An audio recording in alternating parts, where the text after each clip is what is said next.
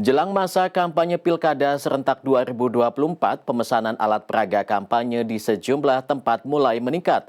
Menurut pasangan bakal calon, APK masih efektif dalam upaya meraup suara untuk mengenalkan diri kepada pemilih. Momen Pilkada serentak 2024 membawa berkah bagi perusahaan konveksi yang berada di Jalan Suci Bandung, Jawa Barat. Saat ini, konveksi milik Wawan Gunawan itu sudah menerima pesanan 30.000 potong kaos pilkada dari salah satu paslon di Cilacap, Jawa Tengah dan Jakarta. Wawan mengaku mengalami peningkatan pesanan hingga 60%. Targetnya 2.000 potong kaos bisa selesai dikerjakan setiap hari. Meski demikian, peningkatan itu diakui Wawan masih sedikit karena biasanya pada saat pilkada pesanannya bisa mencapai 500.000 potong.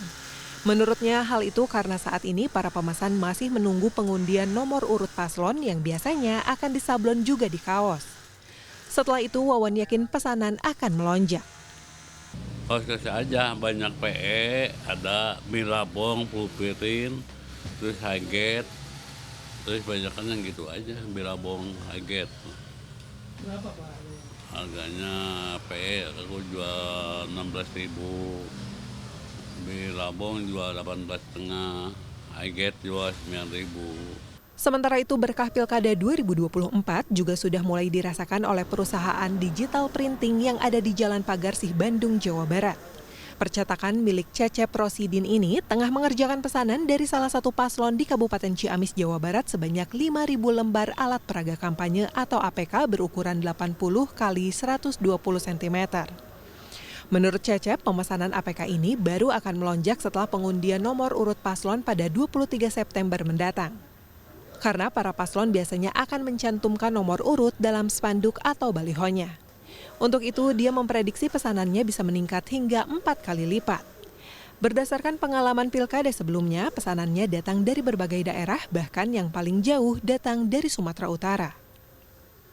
Kalau untuk spanduk atau banner itu tentunya biasanya ngambil yang di medium ke bawah.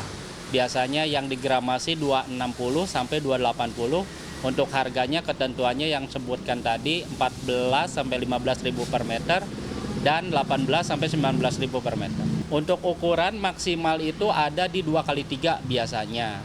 Kalau untuk yang paling kecil di 40 x 60 cm. Penggunaan APK baik kaos maupun spanduk dan baliho menurut salah satu pasangan bakal calon wali kota dan wakil wali kota Bandung, Farhan Erwin, cukup penting dalam mempromosikan diri untuk dikenal masyarakat kota Bandung. Data menunjukkan bahwa baligo, spanduk, billboard itu penetrasi informasinya lebih dari 50%, tapi harganya jauh lebih murah daripada masuk TV. Iklan TV mahal sekali soalnya. Media digital tentu sangat dibutuhkan karena sekarang media digital sudah bisa masuk ke di perangkat pribadi, ya nggak harus nonton rame-rame. Kemudian ketika kita melakukan tatap muka, nah, masyarakat itu pemilih perlu dibuat percaya. Nah, percayanya dari mana? Ketika melihat bahwa si alat peraga yang fisik itu sampai ke tangan dia. Itu sepenting itu. Sementara menurut tim pemenangan pasangan bakal calon wali kota dan wakil wali kota Bandung, Harus Wandaru Dani Wiryanata, alat peraga kampanye hingga saat ini belum dioptimalkan karena masih menunggu penetapan nomor urut pasangan calon.